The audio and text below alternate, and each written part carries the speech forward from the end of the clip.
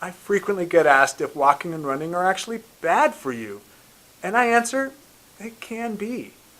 Research does support that running and walking can actually improve knee strength and function, but there's a few times when this just isn't true.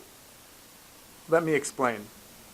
So, for the walker, we're dealing with the musculoskeletal system and something called the lower extremity kinetic chain, which is made up of the foot, ankle, lower leg, knee, upper leg, hip, pelvis, and low back.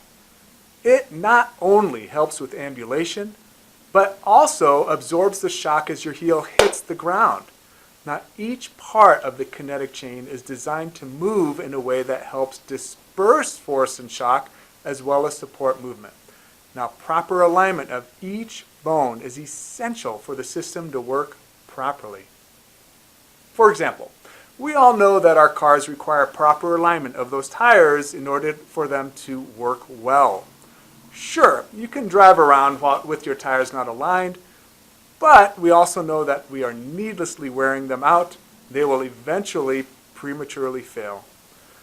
The same goes for our joints. If not properly aligned, they are forced to move in ways that they are not designed to, which stresses them, causes excessive wear and tear, and eventually will also prematurely fail. And that's got to be bad. So let's just step back for a moment and take a closer look at how the lower extremity kinetic chain is supposed to work and see where problems come from. As mentioned earlier, the kinetic chain is composed of the foot, ankle, lower leg, knee, upper leg, hip, pelvis, and lower spine. As you walk, your heel impacts the ground at 2 to 4 times your body weight. So do the math. If you happen to weigh 100 pounds, then that's 200 to 400 pounds of impact each time your foot hits the ground. And that's a lot of force. This creates a shock wave each time the heel hits the ground. If not properly attenuated, that shock wave will obviously destroy the body. So to keep from being injured, the body has to absorb and distribute the shock wave. The shock absorption process begins by the foot rolling in and down, pronating, with the hip and leg rotating inward, the pelvis rocking back and forth as well as swiveling, and the knees bending to add even further shock absorption and dissipation. Once the shock wave has been absorbed and dissipated, everything must unwind and spring back to its original starting place so it can do it again for the next step. There's a lot of movement going on, rotating, bending, repeating.